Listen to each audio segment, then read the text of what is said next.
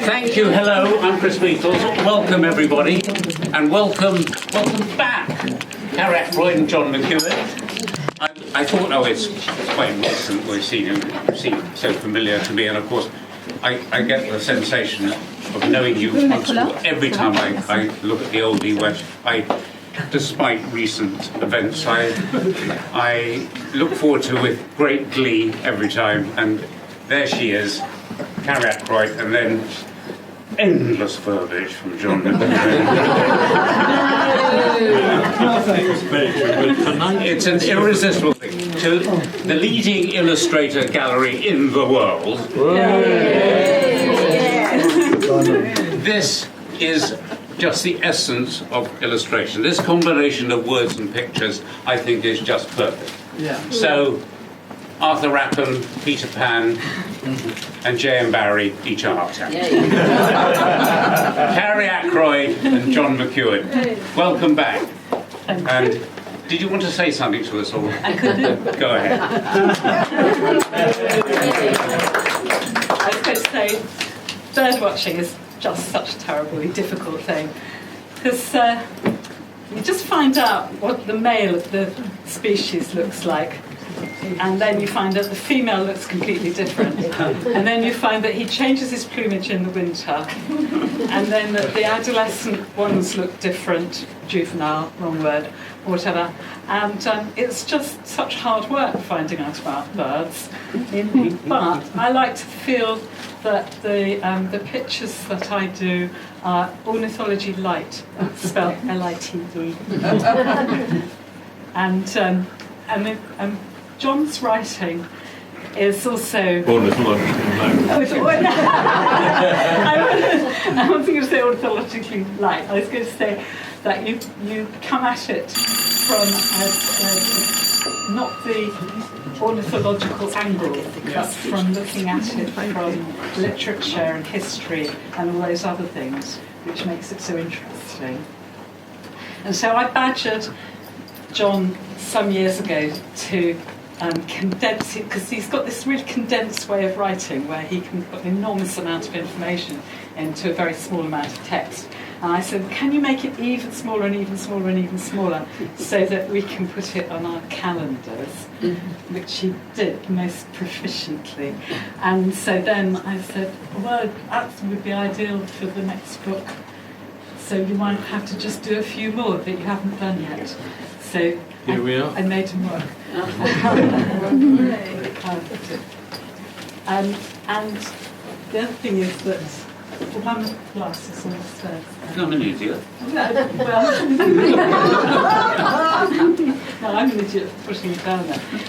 And then sometimes most of the birds are, because I'm a bit birdy, so most of the pictures are where I've seen the bird and I think it most rightly belongs. But there's been a few which I haven't seen. And so in the book, say, there's the great bustard. And John said, I can't do a great bustard, I've never seen a great bustard. And John said, well, I just know some people we can go and stay the night with and persuade them to take us on a trip to see the great bustard. So we did this, which was great. And so then I was saying, well, I haven't seen any black grouse, but in the hunting, shooting and fishing community, the black grouse are just called blackcock. Don't look that up on Google.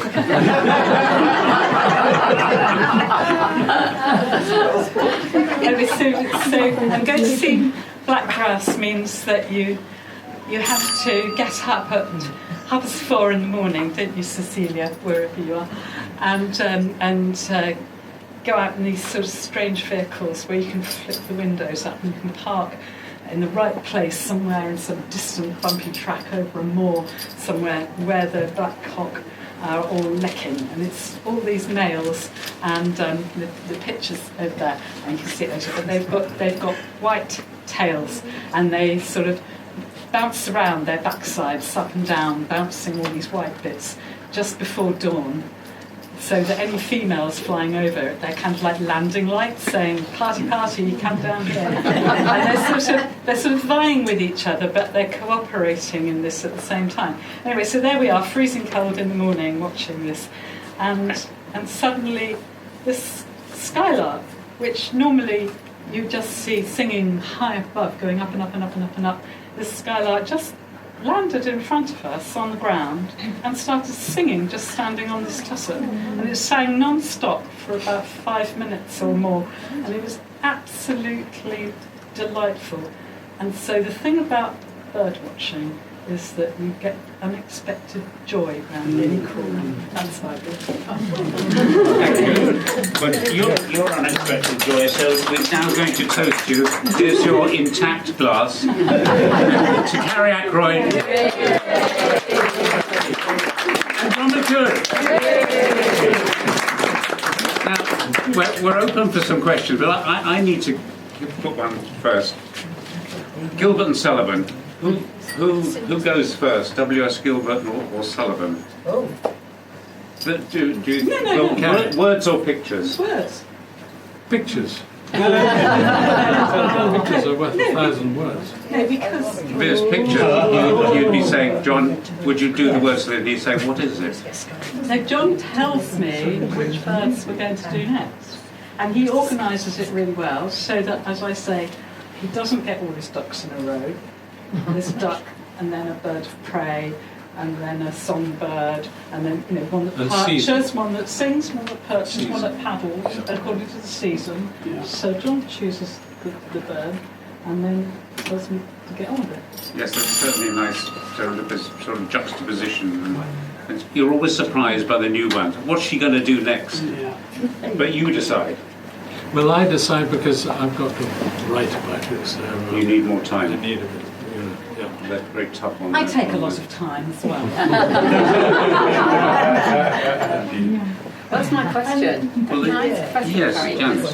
Because having looked at your new book, and I love your work, of course, and I naively just thought, oh, you just dashed them off, you just like painted away. And then looking at the book, I realised all the different layers and the different colours. And so how long does it actually take you to do each of these illustrations? Well, I always said that I wanted to do them inside 2 days because the amount I was paid by the Oldie. I think one day, probably. Yeah. But then, sort of if you do a picture of a wren, then you kind of, then we'll sell those. But if you do a picture of a magpie or a stock dove, it's going to be a rarefied taste. Somebody to want to buy that one. So it means that I've got the picture to sell then. I try to do them in 4 layers of colour. If I don't manage to do it in 4 layers of colour, I think I've failed. And then I was just saying that there's a bittern down here which there was 5 layers and it still didn't look right, and I really fell out with it and didn't like it at all. And then I did a 6th layer, and that's one of my favourites. Oh, I love it. So that just took far too long for an oldie. So the green stocking. Yeah, it's the green stockings that did it. So what's another favourite? Oh, well, I say the favourite would be the next one, but the next one's a pintail, which is really difficult for me to see before I do it. So, I don't know. It changes from time to time. I'm fascinated by the flair and variety of design. I think they're brilliantly designed. Yeah. There's nothing repetitious about them. They're all so clever. Do you blot out, do you map out the design once you visualise the sculptural effect of the bird? Do you then... Yes. I do lots of little thumbnail sketches until I've worked out the design. And for a print, it's always good if you work on paper, if you have a passage of white going through the image, which mostly they do, sometimes they don't, but the ones that have some white going through them, I think, are the ones that... What do you mean by that? Do you mean the paper that you leave? Yeah, that you leave, how much you leave of the paper. Saves on ink. as well. So all the white is The paper. untouched. Yeah, yeah. And yeah. Yes. It went, because it's a very outdoor thing, you know, plein air and all. How do you take the image back home with you Well, to it's do this with it? Well, it's not like that really. It's that being a bit birdy. I've been looking at birds for years and years and years, and in fact my life is divided into BB and AB, before binoculars and after binoculars. And so when John says which bird to do next, I immediately think of where I'm most seen it, and so then I've usually put an image straight away in my head, and to then try and wrangle it. So it's not that I rush out and do it, because Sketch it while you're there, or whatever. so immediately above your head are the Manx shearwaters. Well, of course, they're just not going to pose like that for you. Really? But I've seen them. Yeah. When you go across to the Outer Hebrides, you see them from the ferry, and so I've got an idea of them, and I know how they behave. So you sort of know them in your mind's eye. Yeah. John, where does the inspiration for the next bird come from with you? Well, the people quite often say, how many more birds have you got to do? He says it all the time. And there are 600 on the British list. But of course, we've done most of the big numbers that you see. And the further you go on the list, the fewer there are, the birds, smaller populations. So you don't like, you're not going to touch them. Hen harriers are a critical problem. Right. Because yesterday was the glorious 12th.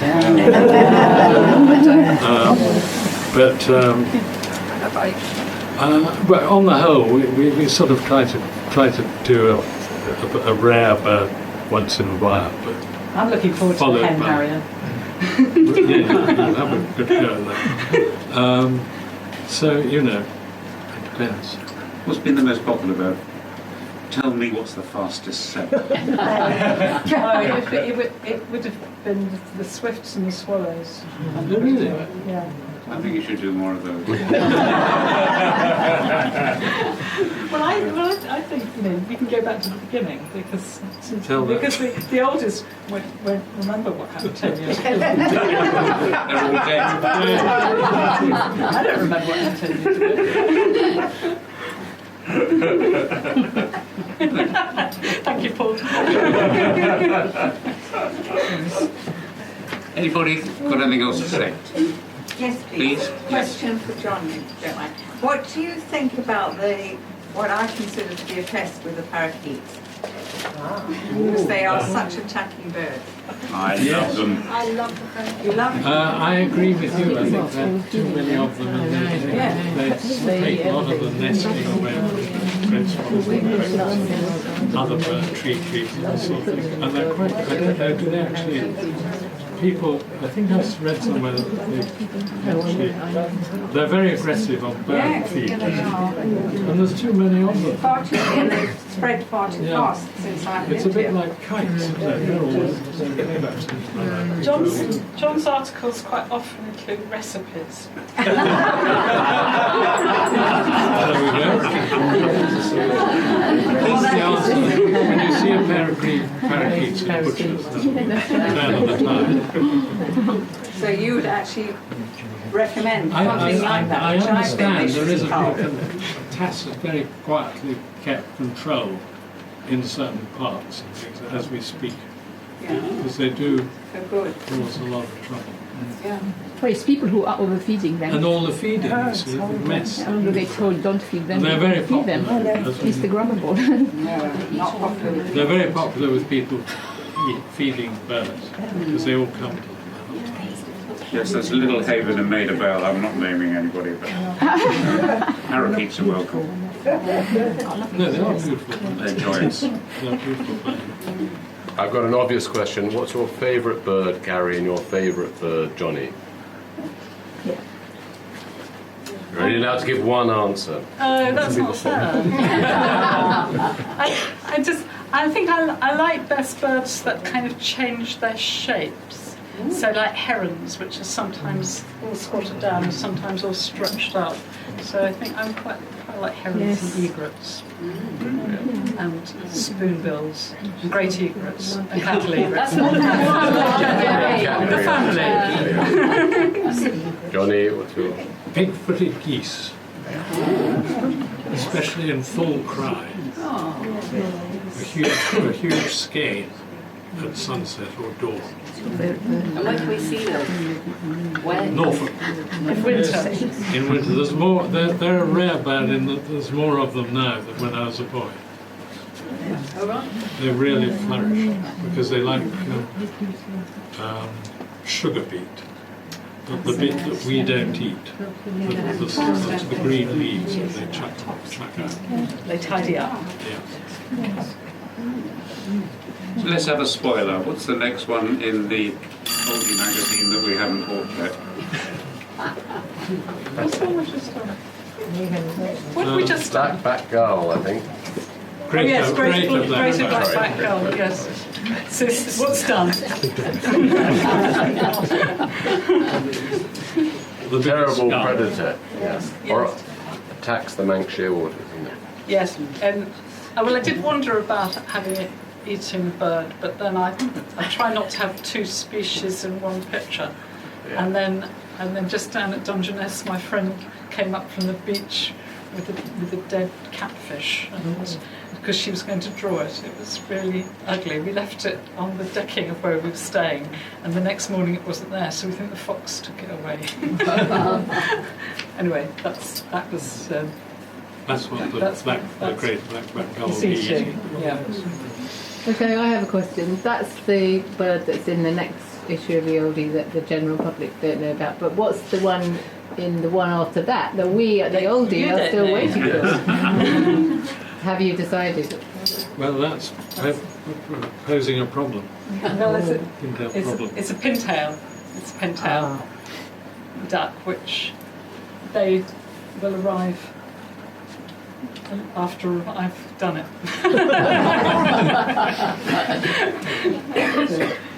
but, Maybe we should slip in a different bird. it's negotiable at this point, Penny. We look forward to it. Well, Carrie always likes to see the bird, obviously. And I have seen one, but not for a very long time. So, Okay. but it may be asking too much to expect one to just turn up in Norfolk next week, and we happen to be in Norfolk. You might see one. Might see one, yeah, might. I'll go and look. Fingers crossed. Right. Anybody else? Carrie, John, Oldie, thank you very much indeed. Books, all signed already, are available for purchase. Thank you. And thank you all for coming. The bar is still open. Have you got something else to say?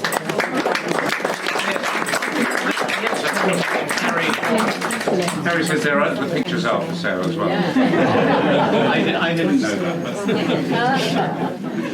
Have you worked out?